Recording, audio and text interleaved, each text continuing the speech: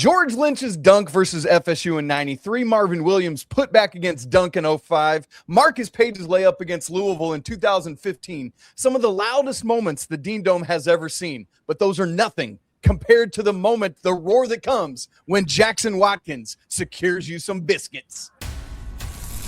This is Tyler Hansbrough, and you're listening to Locked On Tar Heels. You are Locked On Tar Heels, your daily podcast on the UNC Tar Heels. Part of the Locked On Podcast Network, your team every day. Hey there, what's up? It's Sunday, January 18th, 2026. Welcome into the Locked On Tar Heels podcast, the only daily North Carolina show out there. I'm your host, Isaac Schade. You're joining me at the place to get your Tar Heels content every single day. It's all part of the Locked On Podcast Network, the #1 sports podcast network out there. Thanks for making us your first listener watch of the day. And special shout out to all the everydayers who are with us, all the members of the Locked On Tar Heels Discord, and our insiders as well. This episode is brought to you by FanDuel. The college football playoff is here. Tomorrow night is the championship game, and FanDuel is the best place to get in on the action all playoff long. Visit FanDuel.com to get your college football playoff profit boosts every game day. Super fun show today. We got an interview coming at you. Mr. Jackson Watkins, part of the North Carolina Tar Heels team in the first 2 years of the Hubert Davis era, 21-22 and 22-23, two teams that saw wildly different results when things were all said and done. But what's awesome is Jackson has just put out a book called Dream On: From Backyard to Biscuits, a Tar Heel Basketball Tale. You can find it on Shopify. Great stuff. And man, I tell you, as somebody who has never sat down to write a book, I am in awe of Jackson and others who do this really cool. All-time Jackson stats. You ready for this, everybody? 7 games played, 4 career points, 1 of 3 from the field, 1 of 2 from 3. My man shot 50% from 3, you guys. That's wild. 1 of 2 at the free throw line, 2 rebounds, 2 assists, no turnovers. That's a crazy assist to turnover ratio, and 1 steal. Jackson, I keep my own Carolina record book where I have a count of every point ever scored, every rebound, every stat is in there. Do you have any concept of where you rank all time in North Carolina scoring? I have a pretty dialed understanding, way at the bottom, and it didn't take too long to rattle off those career stats. I love it, man. It's so good. Jackson is tied for 558th all-time in Carolina points. But what's incredible is all 4 of those points filled your bellies, ladies and gentlemen, and that's what we're going to talk about today as we get into this book. And Jackson, that's exactly where I want to start. I literally smell the smell of biscuits wafting from my kitchen right now. My wife is making biscuits and gravy, and I want to start with this biscuits phenomenon you talk about in your book, and then we'll go back to some roots. We'll look at the future of where walk-ons are at, because, man, the house settlement has jacked everything up, and we'll talk about that magical Final Four run and ending Coach K, not once, but twice. So, Jackson, just talk to us about, man, you getting to have the experience of getting biscuits for the Tar Heel faithful multiple times in your career. Yeah, it was a crazy experience, and I'd say, making the team in the first place as a junior, sort of more than halfway through my college career, was its own, unique journey. And at that point, it was a childhood dream come true. And I think a lot of beautiful things in life often comes from unexpected places, and the biscuits phenomenon sort of just came about naturally. And I think if you're a Carolina diehard, you understand sort of the biscuit phenomenon, and you always are aware of it, especially if you go to a lot of home games. So I had always been aware of it, but it was really only when I made the team and started playing, it's this perfect blend of, like, usually it's a blowout, usually we're scoring a lot of points, and generally to get 100 points is going to come at the end of the game. If you throw those 3 ingredients together, the walk-ons tend to be in the game at that point in time. And fortunately enough, I think the Biscuit boys, or the walk-on crew, when I was there, tended to deliver, more times than not. Oh, it's so good. And I do want to go back to that journey to making the team here in just a second. But Jackson, you note that you were, I love that this stat exists. This can only exist at a place like Carolina. You are the 8th player in Carolina history to hit multiple biscuit shots. And man, both of them are incredible, but one of them was in front of literal Tar Heel royalty against one of the most bitter of rivals. Talk to us about that. Yeah, and that was my first ever career point. I hadn't scored, and we were playing NC State on a Saturday afternoon. I remember it like it was yesterday. Packed crowd. Families were in town, but I'd say most importantly, the 1982 national championship team with a guy named Michael Jordan was in the building, and it was a blowout. I mean, I remember Brady Manick got hot in the first half. We were draining threes left and right. And at that point, at halftime, I started thinking, we're on pace for Biscuits. But as soon as we got into the game and we sort of got into that moment and I went to the free throw line, Biscuits was honestly the last thing on my mind because, to your point, we had royalty sitting literally 20 feet away courtside. And that was pretty much the only thing in my head. Like, I'm about to shoot a free throw in front of Michael Jordan. Who would have thought this, for my first point ever. Gosh. That's so wild. So, and you drain one of two there to get to the century mark. 180, if I remember, was the score there. And just to set it clear, I knew I was going to miss that first one. Like I was so nervous. I've never been more nervous in my life. Like my legs were shaking, my arms were shaking. As soon as the ball hit my hands, I was like, okay, this is going to be a brick. But I think how did you settle in for the second one then? I think once I got it out of my system, it just was calming throughout my entire body. I was like, you know what? I've shot enough free throws in my life to make this one. Let me just have faith in that. And fortunately, I got it done. Looking back on it, if I had missed, I have a weird feeling MJ might have come and found me, after that for being pretty unclutch. Oh, that's incredible stuff, man. I love that you hit it. I can't imagine the elation of that moment of, as you said, not just getting the team to 100, but getting your name in Carolina record books at that point, as you said, with your first career point. That's just incredible stuff that, as the title of your book says, is a literal dream. And then your next year, your senior year, you get 3 more points to also help Carolina get to the century mark against the Citadel. Just raining in a 3, Jackson. Love to see it. Yeah, that was a little bit more of a dramatic moment, just given it was during live play. We needed 3. There were 10 seconds, 15 seconds left, whatever it may have been. And I think that was sort of a small win from that season, especially. Like, obviously, it was a tough year all the way around. We came in, I'd say, overhyped, but that was sort of a small win to sort of end 2022 because I think that was our last home game potentially. I believe it was, yes. Yeah, so that was another big time moment for me. But I also think it just speaks to sort of the level of connectivity that our team had. Like, everybody was hyped for each other. The guys on the bench were going nuts, and to me that means a ton. Just given those guys I'm with every day, they're some of my best friends in the world. So it was a huge moment, and the fact that it got Biscuits was just another part of the dream, I'd say. Yeah, man. I love those moments of camaraderie to see the whole bench is going absolutely wild. And yes, that was the last home, because the next game was the Pete Nance game at Madison Square Garden against Ohio State, and then a couple other away games before. I think the next home game was the Wake game on January 4th there. And so, yeah, that checks out.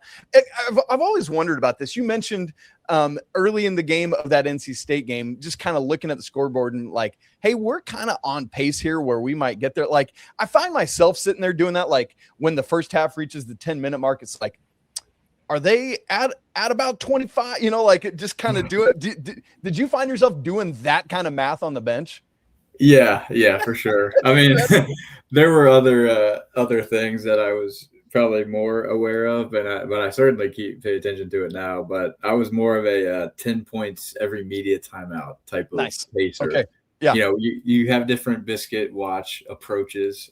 You have the quarter game ones. I have the media timeout ones. But it was something that we were sort of aware of. But honestly, in order to get in the game, we needed a margin that we were leading by. So I'd say generally we as in the walk-ons were generally rooting for a 15 to 20 point lead to try and see if we could get in the game. But then after that, it was Biscuit pace, I'd say. Yeah.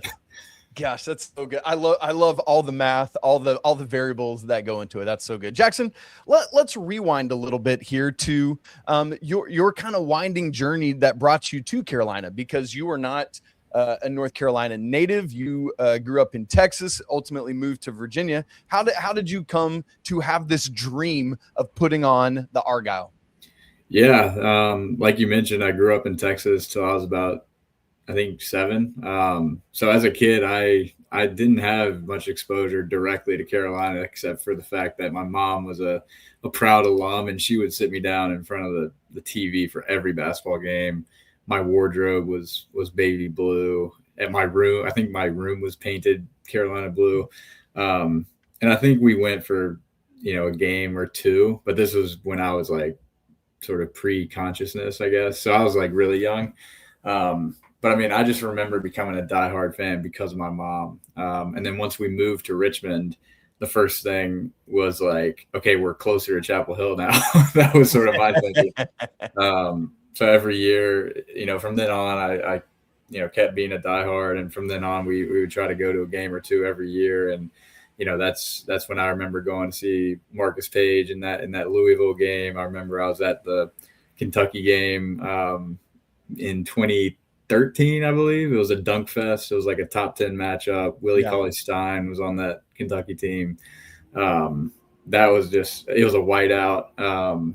And just having those types of experiences in the Dean Dome, like, shaped my childhood in terms of, the Tar Heels being rooted in my identity. But obviously, I loved basketball, and Carolina wasn't recruiting me, obviously, out of high school. So I sort of had to take a look in the mirror and think about, okay, if I want to play college basketball, it's going to be at a smaller school. It's going to be the Division III route. But if I want to go to a big state school like Carolina, have the academic and athletic type of experience, I'll probably be giving up basketball. Ultimately, I knew that Carolina had a JV team. So when I decided to come to Carolina, that was always sort of at the forefront of my mind. And, I always saw that as sort of a pipeline to a potential walk-on spot. And, ultimately a vision to see my childhood dream come to fruition. How did you go about that process, Jackson, of deciding like, hey, I am getting recruited by D3 schools and I could go and get good playing time and be part of that versus this dream, this baby blue dream that I've had in my mind? How did you process that decision making? Yeah, it's tough. I mean, like I grew up, my parents did a great job of, emphasizing the importance of academics because, that'll go with you for life. Basketball will be, a part of it. 4 years for a lot of people. If you play pro, it's maybe another handful. But I think I would definitely wanted to go somewhere to challenge myself academically. And I think some of the smaller schools that were recruiting me, they were high academic, but very small. People would probably not heard of them. I think financially, it's also like you're paying up a lot to play basketball for 4 more years, which at the time I was like, that's not like, I'm not considering that. And I was fortunate. Well, and D3 doesn't have scholarships. So there's athletic scholarships anyway. Yeah. Yeah, exactly. And so I think the biggest question mark on the Division III side was MIT. Actually, they recruited me pretty heavily. They actually recruited Rob and Dewey Ferris, who, proud Biscuit Boy members. But none of us got in. And I mean, looking back on it, I think that's a blessing because that would have been a very tough decision to make. Like, do I go to MIT and play basketball and get that diploma, or do I go to Carolina and take a shot on a long shot dream of walking on? But I think ultimately going to Carolina meant that I was following that dream, even if it was a very minute chance of eventually walking on. But it's a tough decision that I think a lot of high school seniors end up being put in. Well, minute or not, my man, you ultimately made it. So talk us through that process of like making JV and then ultimately getting a varsity tryout and how that whole scenario played out. Yeah. And once I got to Carolina, that was just the beginning. Like my journey was very winding, very nonlinear, untraditional. It actually started on the women's scout team, funny enough. So I remember when I was at orientation, actually, my mom and I went to the student stores and we were looking for a shirt or a hoodie or something. And I ran into Coach Tim Taylor, who was an assistant on the women's team. And I knew him pretty well because I had played against his son in high school. So I knew him and his family, and I just ran into him. And he's like, hey, like, why don't you come help the women's scout team before you try out for JV? And I was like, sure, like anything to stay in shape. And obviously, getting inroads into the Carolina program anywhere is huge, especially at such a big school. So I did that for about a month or two in the lead up to JV. And looking back on it, I think it helped me like conceptualize the role of scout team, the role of being a walk-on, and how to pick up opposing teams' plays, how to like play dummy offense or dummy defense and stuff like that.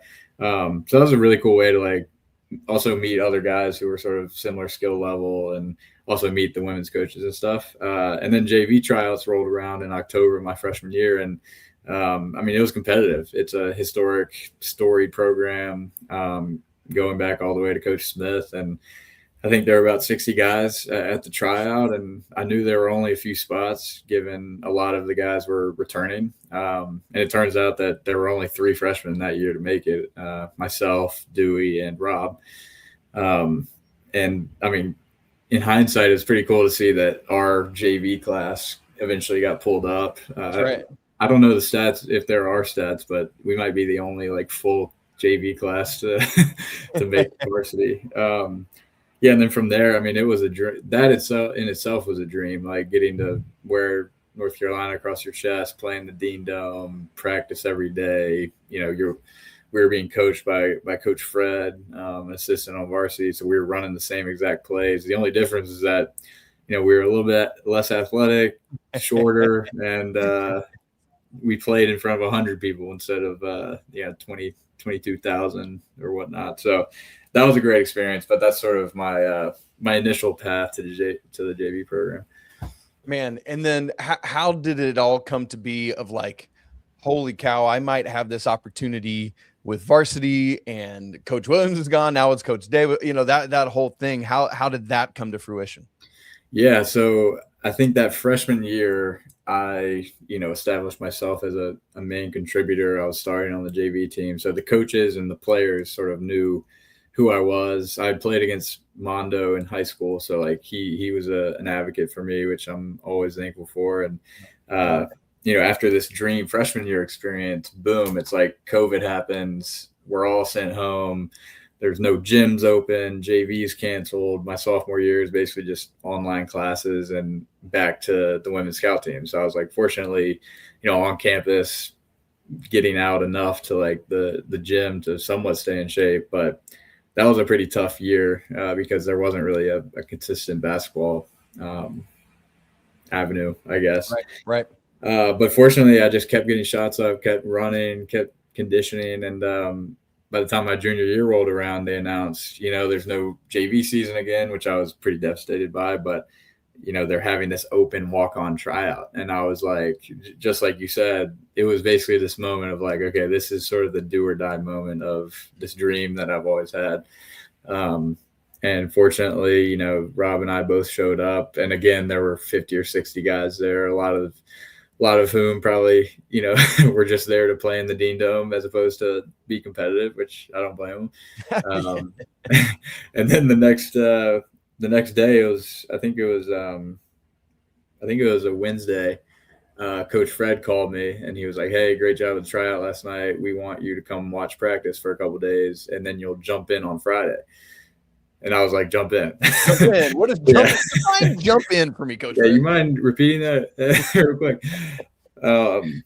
And so, Rob and I basically showed up that afternoon, watched practice for a couple of days, tried to pick up as many of the actions and defensive schematics and whatnot to try and survive on Friday. And, fortunately, I think having high basketball IQ, like really helps when you're trying out as a walk-on, because you got to do all the little things. You can't be undisciplined. And we essentially spent the next 10 days practicing. We were in like the JV locker room. So we weren't like in the same space as the guys. We weren't lifting with them. the coaches basically told us nothing, which was it was a mental sort of battlefield. And we were, funny enough, we were actually wearing the same practice jersey number, 15. So we almost thought we were like competing against each other, which was tough because I like that's one of my best friends, and it was just sort of tough all the way around. But fortunately, after 10 days, after practice, they were handing out road trip itineraries because we were about to go scrimmage Florida, and Coach Davis and Coach Fred pull us aside, and it's a moment I'll never forget. Coach Davis is like, you guys have done great over the last 2 weeks, and we'd love if you'd stick around. And I was like, I will absolutely stick around. Yeah, exactly. So that was a real dream come true. And then got to be part of it all. Man, what a run that season was. Up and down roller coaster that ended with some crazy, crazy moments. We want to talk about the journey of that 21-22 season, ending Coach K's career twice, and the near miss in the national championship game, that darn floorboard. All that coming up in just a second. Right after I tell you about FanDuel, the college football playoff is here, and FanDuel is giving all customers even more ways to get in on the action every single game day of the playoffs, which tomorrow night wraps it all up, the national championship game, Indiana and the Miami Hurricanes. Because right now, every college football playoff game day, FanDuel users get a profit boost waiting for them right in the app. Here's what I love about it. You get to use that profit boost on the bets you already feel good about. You can ride with the favorite when you think a team controls the matchup. So if you think Indiana's going to roll tomorrow night, get in on that.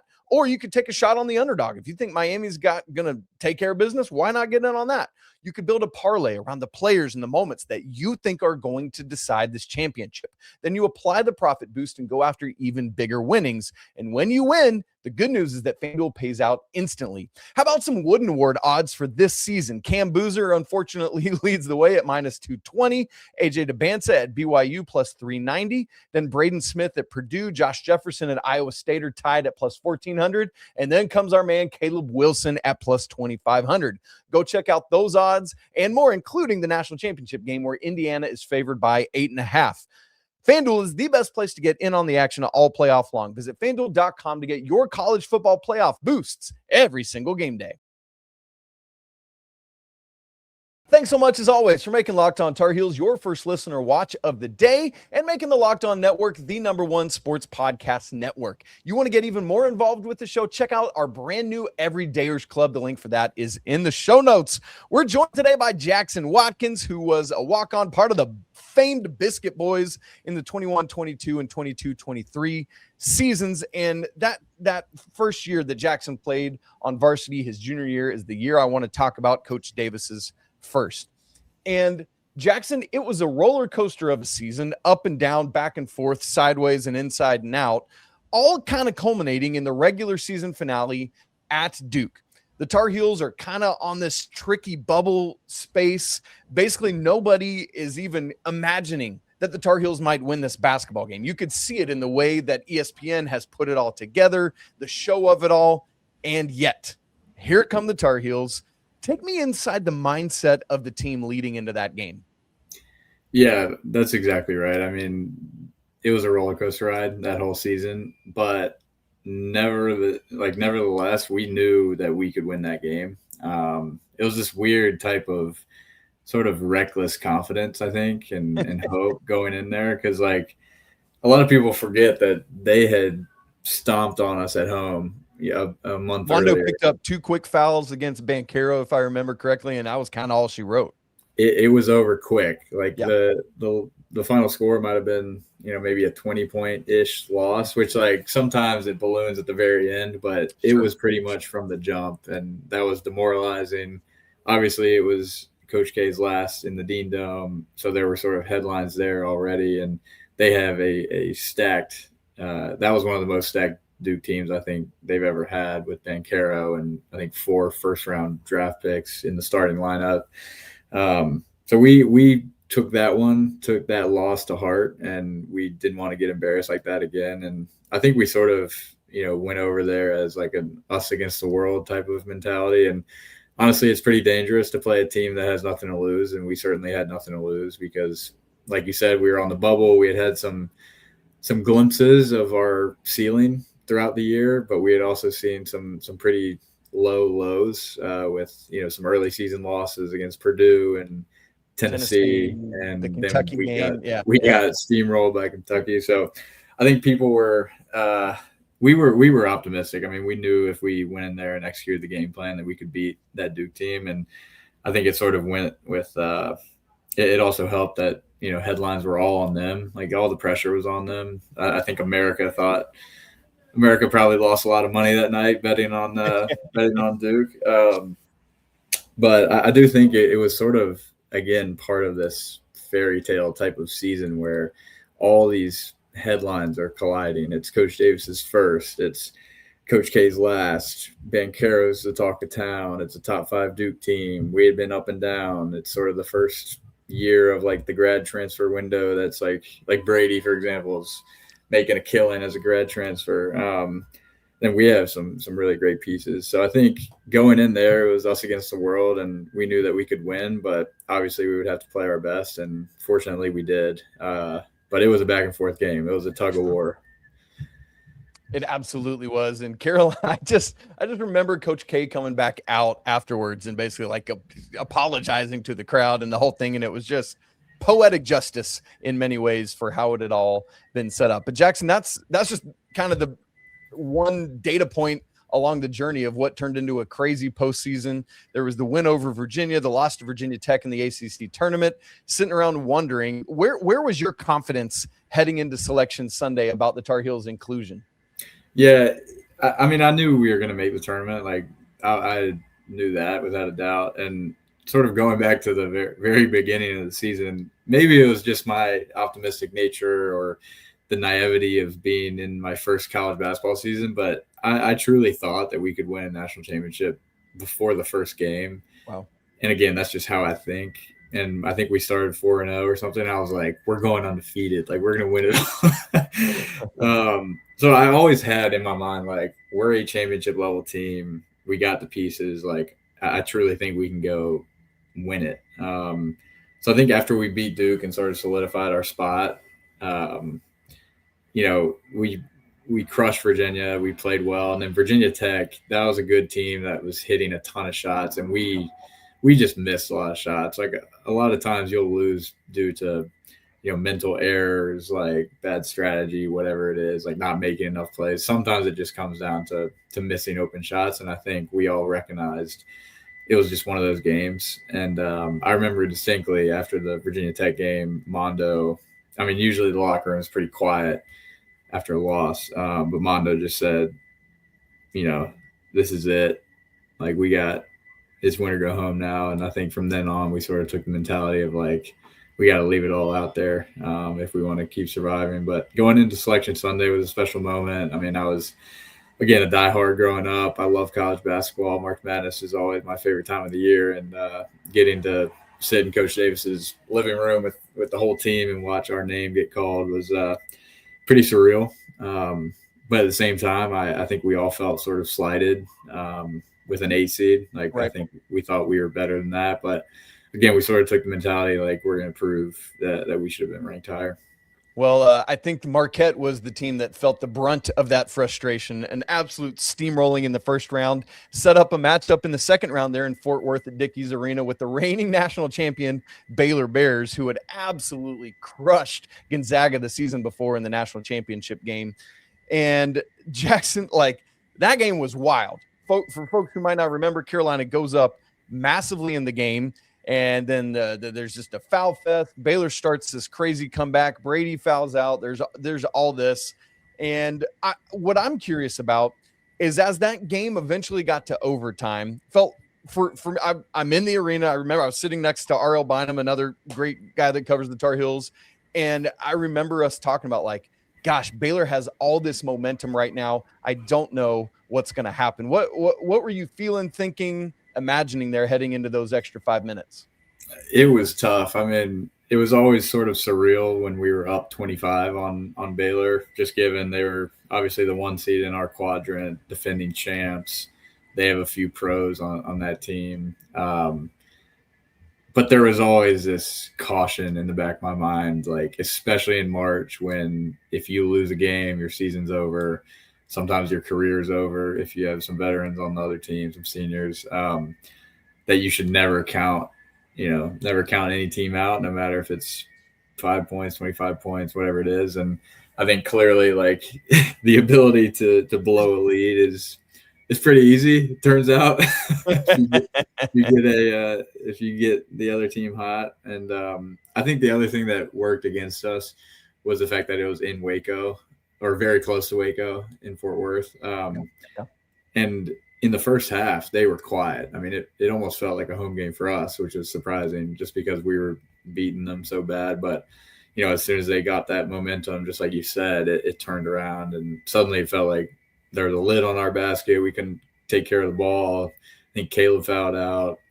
Mondo missed some free throws, but I think it was always we threw a pass off the backboard. I remember. Yeah, that was a funny moment that I think we laughed about after the fact a little bit more than in the moment. Yeah. But I think, I don't know, looking back on that stretch of games, there were just so many iconic matchups and moments. And I think truly, like, being able to pull out that win, I think really helped us against UCLA and Duke eventually. Just because, like, you gotta, when there's a minute left and suddenly it's a tie ball game, you can't be thinking about how you were up 25. You gotta be thinking about how to win the last minute. So it was exciting for me. I was actually not dressed out on the bench. I was right behind the bench. It almost made it more nerve wracking than being on the bench, but I was sweating, I was cursing, I was yelling a lot. That's good. Well, yeah, as you said, pulled it out. Big Dontrez Styles 3. The UCLA game the next week, Caleb Love went absolutely wacky in that game. The win over the Cinderella St. Peter's team, a big double-double from Mondo, who got a double-double in literally every game, sets up this moment of realization of, we're about to play Duke. And Jackson, as that St. Peter's game wound down, at what point did you put the pieces together that, oh my goodness, we're about to play Duke in the Final Four? This is wild. It was before the game. I'm not gonna lie. I mean, given the caliber of teams we had played, I think we all had a lot of confidence coming into the St. Peter's game, and especially with the drama at the end of the UCLA game where, sure. I mean, Caleb hit some huge shots after changing into the baby blue 11s, the magical shoes. So from my perspective, it's easy to say, like, I wasn't that nervous to lose against St. Peter's, but obviously they had beat Kentucky, who had crushed us by 30. Right. And, they beat Purdue. And, I mean, they were a great team, but I truly felt that they were going to run out of steam against us. So I think it was before the game where I was like, okay, this is going to be awesome. We're going to cut down the nets and, like, because I think we went on like a 10-0 run to start the game, and I was pretty confident after that. I was like, okay, this is going to be great. Like, we're going to the Final Four. We're cutting down the nets, but, like, we're going to play Duke for, like, the ultimate rematch, not just to split, the tie break from the regular season, but, like, this is sort of for marbles, for all marbles. And, a lot of people were saying it was for the rivalry. There's always going to be the rivalry, but this was sort of the ultimate bragging rights for at least the foreseeable future. And I think what also built up to it, along with, like, all right, there's only 4 teams left. It's Carolina Duke, first time in the tournament. Coach K's last season, Coach Davis's first. But we had a whole week to just sit on that, leading up to it. Man, well, the game finally comes. It's game day. Again, another back and forth affair. And ultimately, I think people remember obviously the Caleb shot over Mark Williams, but even then there was some tense moments. But Jackson, just the game is over. What is the like, you guys just rushed the floor. I remember this C I was kind of sitting where the media seats were. I could see you guys off to the side there, and it's just like flooding the floor, going crazy. What was the release, the feeling of, holy cow, we just did this? It was unlike anything else. because I mean, I think the win at Duke and Cameron at the end of the season, it wasn't quite to the very end. Like I think with a minute, maybe 2 minutes left, we sort of felt like we could win it, and the crowd was stunned and everything. But I think the one in New Orleans came down to the wire. And I just remember I'm a superstitious guy. That's just how I am. And I was right behind the bench, and the whole second half, every time I stood up, something bad happened. We missed a shot. They scored. Even if I was celebrating, something bad would happen immediately after. So I just kept my butt in my seat. And when Caleb hit that shot, my butt was in my seat. I could hardly see him. I was like weaving in between, trying to see him, and then suddenly I just see him shoot it. And then after that went in, I jumped out of my seat, of course. But I think what got me out of my seat was the final buzzer went off, and I've never hurdled anything so fast. I hurdled the chairs onto the court and ran up there, and I think it was just this release of so much emotion that we'd felt throughout the season, and not just the joy of winning that game, the excitement, but there were a lot of lows. There were tears of anguish throughout the season. There was a lot of stress, sadness. People had left the team.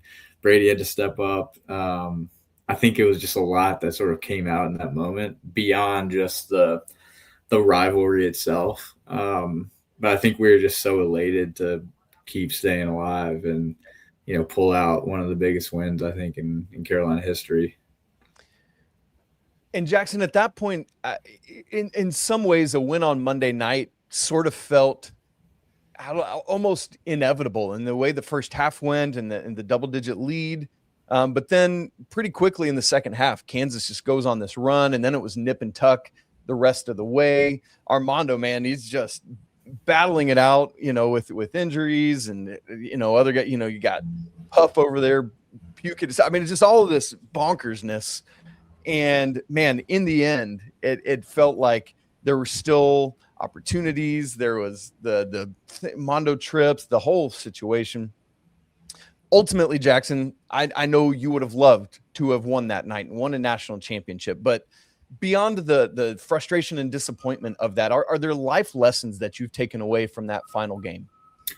Absolutely. There's always a lesson in a loss, and I think it took me a long time to try and understand what it might teach. And that's actually something that Coach Sean May said in the locker room. And I've never been in a quieter, more down locker room than that. And we were all crying. I was crying. Like, there's not much that can be said in that scenario, especially just given how close we were. But Coach May said, this is going to teach us all a lesson. We might not see it now, but down the line, it's going to teach us a lesson. And I think part of what hopefully my book talks about at sort of that point in the story is that, it is a game at the end of the day. Basketball is a game. There's very few people who even get to make the tournament, go to the Final Four, play for a national championship.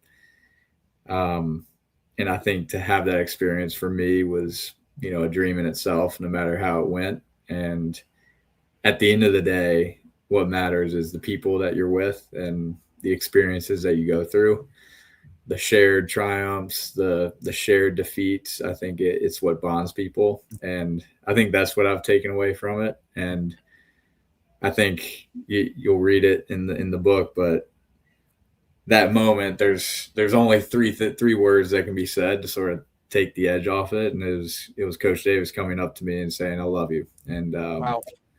I think that's what really put it into perspective. Of course, I would have loved to win it, but I think I don't know if I would have written this book. I don't know if I would have the same appreciation for the journey that I do now. Man, that's so well said, Jackson. Thanks for unpacking that, man. And it's just another great reminder to you all to make sure you go check out Dream On, pick up a copy of it. One other place we want to get is, unfortunately, that there's a lot of good that's come with the House settlement and trying to get regulations surrounding NIL and transfer portal and everything. But along with it came roster limits and scholarship expansion, all but killing the traditional walk-on. What does it mean for the current and future Jackson Watkinses of the world? And is there anything to be done about it? We'll wrap up our conversation talking about that in just a second.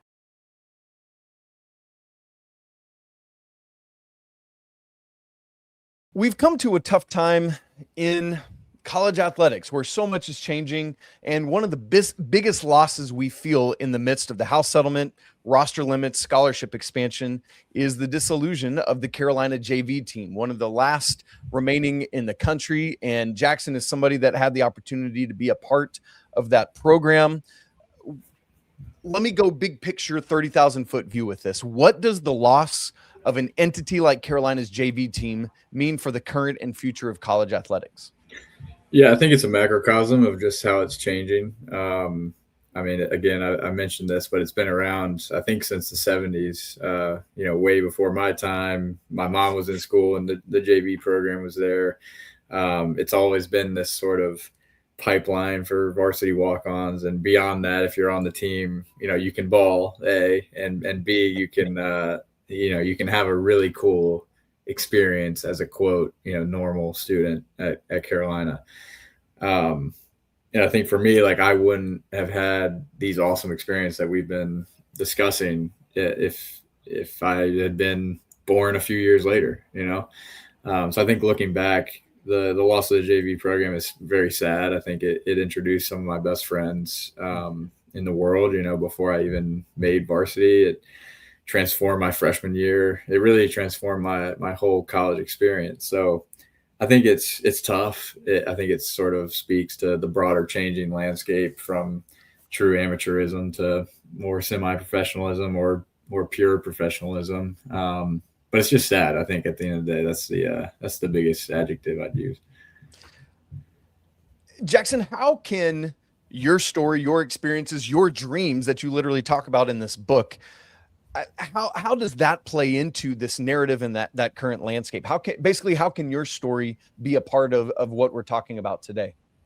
Yeah, I think this is a pretty timely story. Obviously the basketball part is hopefully interesting and exciting, but I think where it fits into the broader landscape is that walk-ons are pretty much going extinct, especially in basketball, where roster caps are limited to 15 now, and all of them are scholarships. So I was a traditional non-scholarship into the bench guy, and I was, the 16th and 7th. Rob and I were 16, 17. So like we would not have been on the team again if we were 3 years younger, I guess. Yeah. So like looking back on it, I think like I don't necessarily know the true reasoning behind some of these caps, but I don't know. I just think it takes away from sort of the college basketball experience. You always look to the end of the bench for celebrations. Like that was a staple for me growing up. You'd see the funny celebrations and the guys going crazy and holding each other back. And those were like the bench warmers that like they knew they weren't going to play. The whole stadium knew they weren't going to play. And now after being one of those guys, I think the enthusiasm that those guys bring, obviously the help in practice is another thing, but also just the sort of hope that, you want to see these guys get in the game or get on the court at the end of the game. And I just don't think you're going to see that, anymore, especially after the sort of grandfathered in walk-ons graduate. Yeah. So like that is nice that you can sort of be grandfathered in now, but I do think going forward, it's just going to be different. Jackson, there are people that won't get to experience what you did because they were born 3 years later, like you just so well said. What are the life lessons, the things that you learned that a whole generation now will not get to learn because they don't have the same experiences that you and Rob did?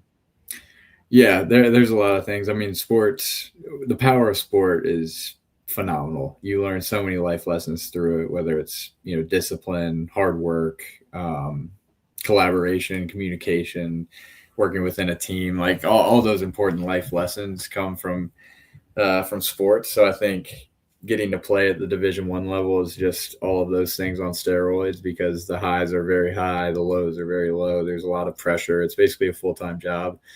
So I think getting to sort of live out that dream is just not going to be quite as easy. I mean, obviously a lot of guys dream of playing Carolina and end up playing at Carolina, but usually if you can play at Carolina, you have a lot of other options at, probably blue bloods, but definitely the Division I level. But I mean, for guys like me and Rob and Dewey, we grew up diehards of one school and one school only, and that was Chapel Hill. And getting to put on that uniform, it was never going to be any other uniform for the most part. So I think that's what I'm hoping to sort of tell through this story. Like, I don't know if it's going to bring any change, but I think it'd be cool to at least tell my story and hopefully inspire some change to sort of bring back that heart and passion to college sports. Jackson, is that what led, like, that hope, that desire, is that what led you to sit down and put pen to paper to write this thing? Like I said it earlier, I've never written a book. Hand up, I don't have any aspirations to, because it sounds really, really, really freaking hard, and I don't like things like that. What led you to give us this gift of this book, Dream On?